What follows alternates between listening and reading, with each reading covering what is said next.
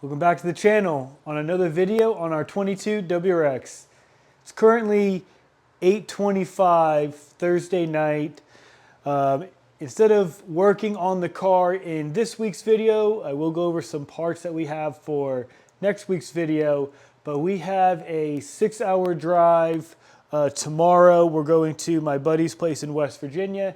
He needs some help working on his Jeep. So I'm going to be driving about 6 hours, going to go help him out. Work on that Jeep, and then a 6-hour drive back. So we have a total of 12 hours of driving in this car. So I just want to make sure everything is good to go. We're going to check the fluids. We're just going to go everything that you should check over before a road trip. But enough talking, let's get right to the video.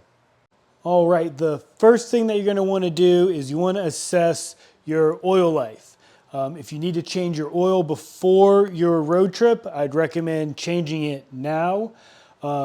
Depending on what or how many miles you have on the oil, maybe you change it when you get back.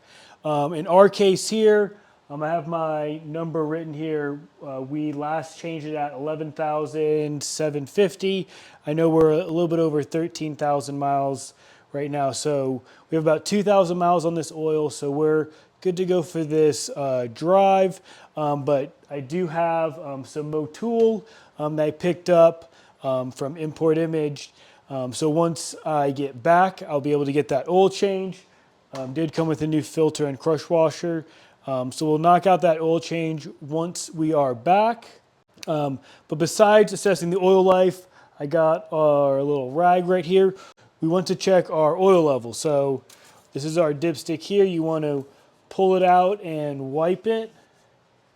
And then what we're going to be looking at, so when you see on here, you see these two dots. You want to be to this top line. So let's put it back in the hole and gently pull it out. And you can see we're right at the top of the line. If you are low, you can add. And as you can see, our oil level is good. And the oil is actually pretty clean. It's not that dirty looking, but all right, so oil life is good, oil level is good. The next thing that we're going to check is our coolant. So this is our coolant reservoir here. If you do look down, you're going to see a full and a low mark.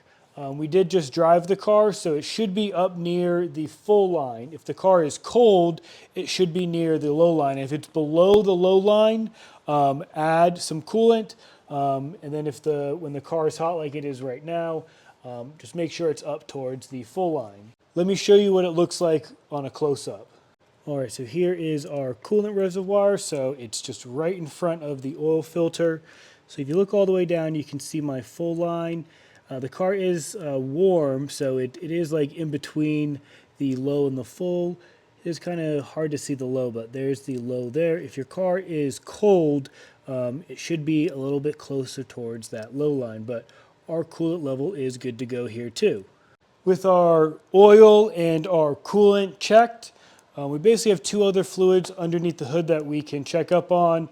This is your washer fluid right here on the right side. You can add it if it's low. I think mine's pretty good. I did add pretty recently, so we're good to go there. And then our last one here, this is our brake and clutch reservoir. So just look at the line here, just make sure you are at the full line and you're good to go. So we're fine there. Obviously you should have no leaks, but you definitely just want to double check. If that is low, or like below the low line, I would definitely start looking for a leak somewhere and see if something's going on. But just always good to check before you go on a road trip to make sure you have brakes. The last thing that we're going to do to the car is check the tire pressure. If you do need to do a tire rotation, you can do that right now. I actually rotated the tires not long ago, so the tires are good to go, but definitely want to check them. I haven't checked the tire pressure in a while. I do run 38 PSI because a 245 on this 9.5 is like a little stretch. I just don't want any chances of debeating or anything. Plus, I do have a little bit of camber all the way around, so running a little bit more tire pressure kind of overinflates the tire, so you wear the inside of the tire out faster. But if you're cambered in, you're wearing the inside more. So by overinflating, you're kind of getting a more even tire wear. Plus, on a road trip, if you have, since we're just going to be cruising the car, you do get a little bit better gas mileage with a higher tire pressure. So I have my little Ryobi tire pressure pump right here. So I'm going to go around and get all of our tires pumped up. Now, as far as getting the car prepped for our road trip, we're basically done. All of our fluids are checked, topped off, tire pressure is all set. Now, there is one thing that this car doesn't have that is concerning when you do go on a road trip, and that is a spare tire. So if I pick up a nail or if anything happens, I'm kind of stranded. So if you want to go the little bit extra mile, you can just pick up at your local auto parts store. This is just a tire plug kit. So if I get a nail or something, I can just plug it on the side of the road. I am just going to bring my air pump as well, so I'll be good to go. I do have a scissor jack that I can just throw in the trunk, so it'll be easy just to jack up the car temporarily, and I can just plug it if something does happen. So that's just me being just a little paranoid, but you can go the extra mile if you want as well. It's just a couple bucks at your local auto parts store. So to get your car ready for a road trip, it's basically all you need. There are little other things that you can pack just for safety if you want, but that's just basically all I'm going to be bringing. But besides that, when we get back, we have that oil change to complete. I did pick up some new exhaust hangers, so we're going to get some new torque solution exhaust hangers on to help the exhaust from rattling. And then we do have one really nice part in, and that is this, guys. This is our PST Carbon Fiber Driveshaft. So I'm really excited to get this put on.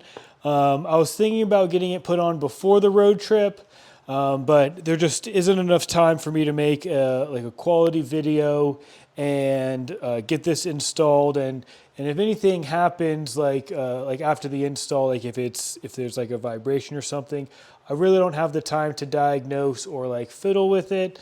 So I'm just gonna rock the stock drive shaft that we have now. But right when we get back, I'm super excited to get this installed, and I'm really excited to just feel the difference. But we'll go over the drive shaft specs and everything in the later video. But this is a PST drive shaft for 2015 to 2021 STI. I did order this brand new from Rally Sport Direct, so I'll link where I got this, and I will link the oil and the bushings that I picked up. I picked up those from Import Image, and like I said, I got this PST from Rally Sport. Well, that about wraps up this video. If you want to see more 2022 WRX content, be sure to like, comment, and subscribe. If you want to see this drive shaft get installed, I'll see you next week. See you next time.